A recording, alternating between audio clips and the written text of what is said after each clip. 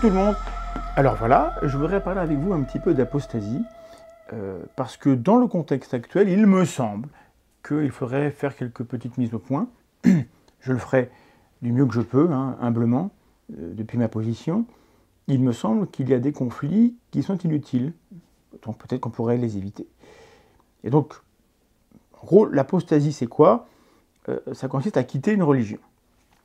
On est apostat lorsqu'on a confessé une religion, puis en fait, on change d'avis, ou alors on estime que, pour plein de raisons personnelles, que ça ne correspond plus à qui on est. Quitter une religion, ça peut se faire en toute décontraction. On vit dans une société multiculturelle, où l'autodétermination de chacun est une règle générale. Voilà, donc en théorie, tout se passe bien. En théorie. Voilà. En France, la loi est de votre côté. Vous avez le droit de croire ou de ne pas croire, de pratiquer ou de ne pas pratiquer. Tout ça, c'est garanti. Vous avez le droit. Et puis la réalité, elle est un peu différente. Vous le savez certainement. C'est souvent un peu compliqué de quitter une religion, parce que d'une part, c'est angoissant, parce que ça élimine des réponses toutes trouvées, même si elles sont pas forcément logiques et parfois immorales, à des questions existentielles qui se posent pour de vrai. Donc il faut renoncer à cela et c'est un deuil. Et il y a des gens que ça plonge dans l'affliction et c'est très compliqué. Ça peut vous éloigner des gens que vous aimez, de votre communauté, de votre famille. Et ça peut être extrêmement douloureux. Il n'y a pas que les gens qui quittent des sectes qui doivent parfois arrêter de voir leurs proches lorsqu'ils quittent une religion. Ça peut être douloureux. Et puis bon, il y a tout bêtement et simplement les menaces. Parfois, les gens sont en danger lorsqu'ils annoncent qu'ils ne croient plus ce qu'il faut croire. Dans certains textes religieux, l'apostasie est punie de mort. Dans les pays où l'islam est religion d'État, l'apostasie est théoriquement passible de mort. Alors évidemment, ça n'est pas appliqué, ou très peu, et parfois dès l'âge de 7 ans. Donc c'est sérieux, quoi. C'est pas juste les gens font ce qu'ils veulent, ils croient ce qu'ils veulent. Non, il y a plein de problèmes.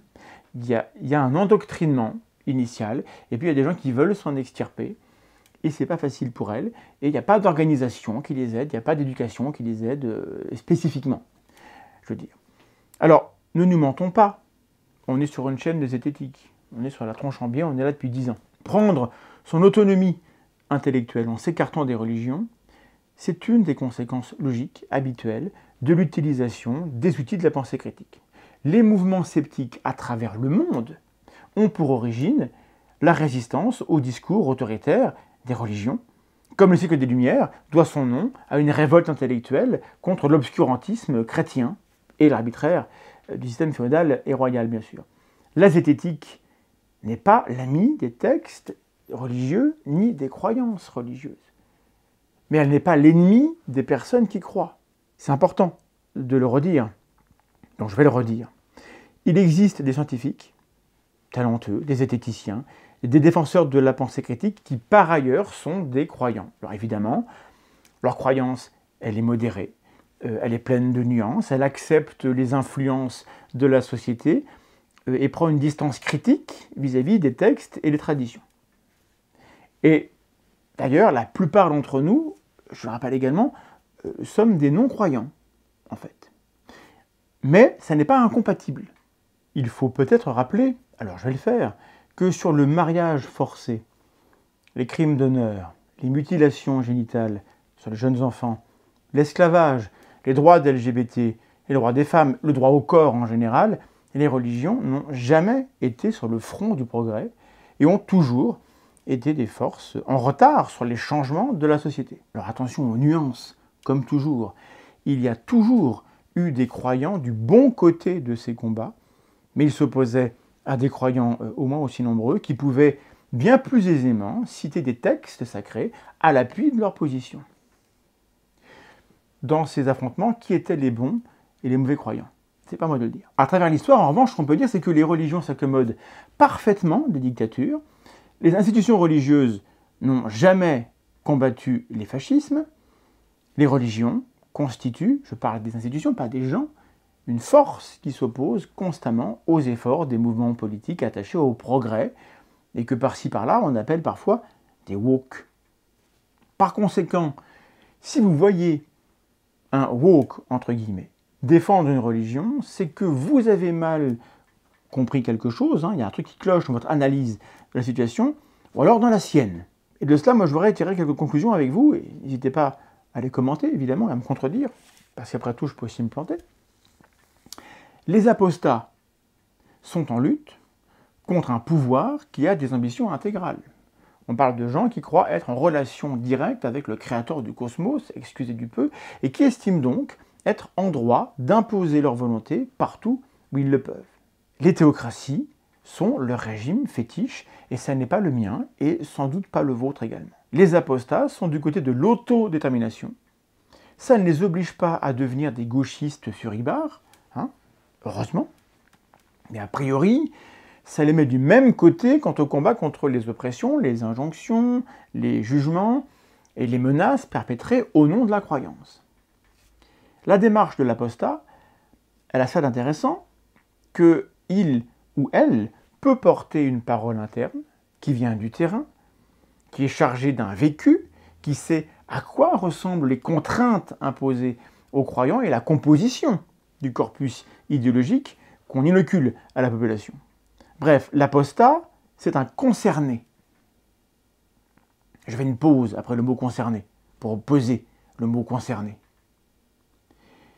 Évidemment, les concernés n'ont pas forcément raison. Ce serait étrangement dogmatique de penser le contraire. N'empêche que les apostats, en retour, s'ils ont la volonté de ne pas juste se défouler contre un ennemi, mais espèrent faire œuvre utile pour tout le monde, auront à cœur d'écouter comment leur parole est reçue et comprendront que leur mouvement d'émancipation n'intéresse pas sincèrement les identitaires, qui ne jurent que par leur propre récit collectif, leur propre légende et leur propre tradition.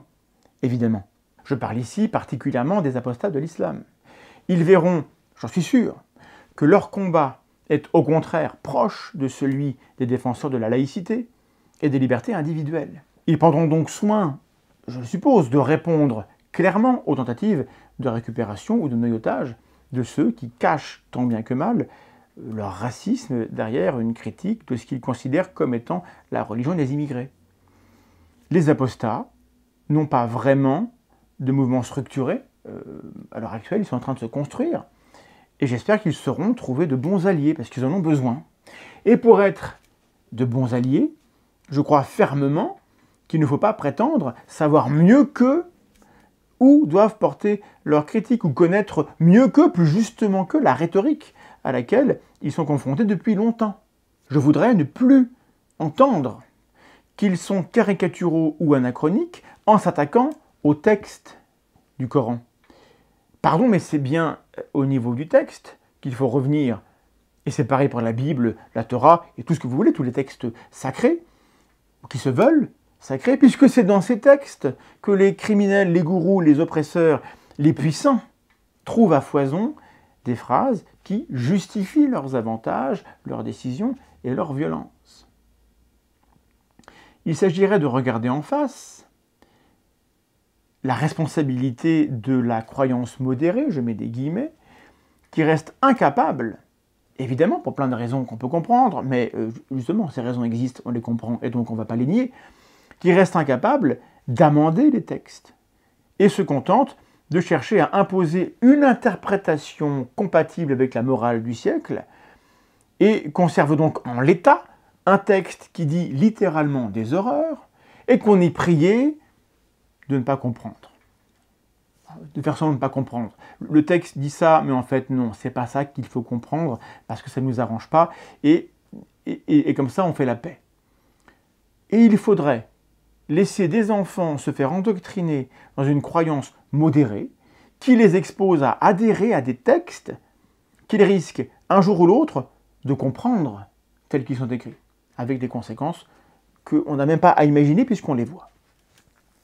J'en reviens au domaine que je connais un peu, l'autodéfense intellectuelle, l'indépendance mentale, la métacognition, la vigilance épistémique, l'humilité épistémique, l'ouverture d'esprit et l'autocritique n'appartiennent à personne.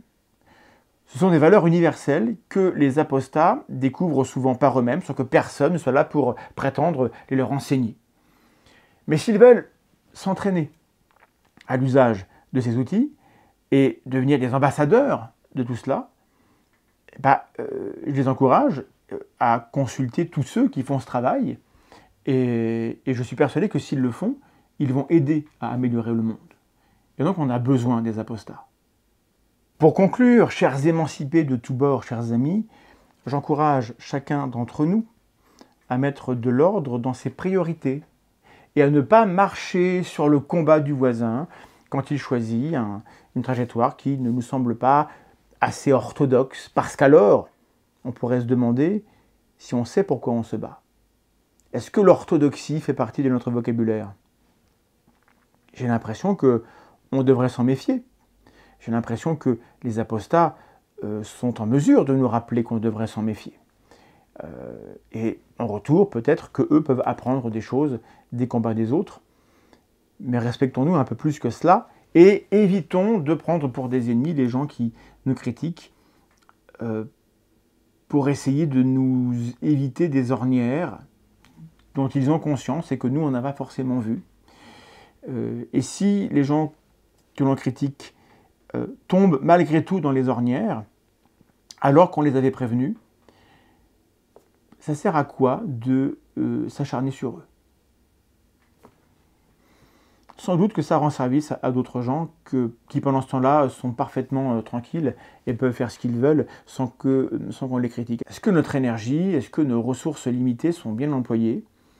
Permettez-moi de vous dire que le zététicien qui commence à blanchir que je suis a de sérieux doutes.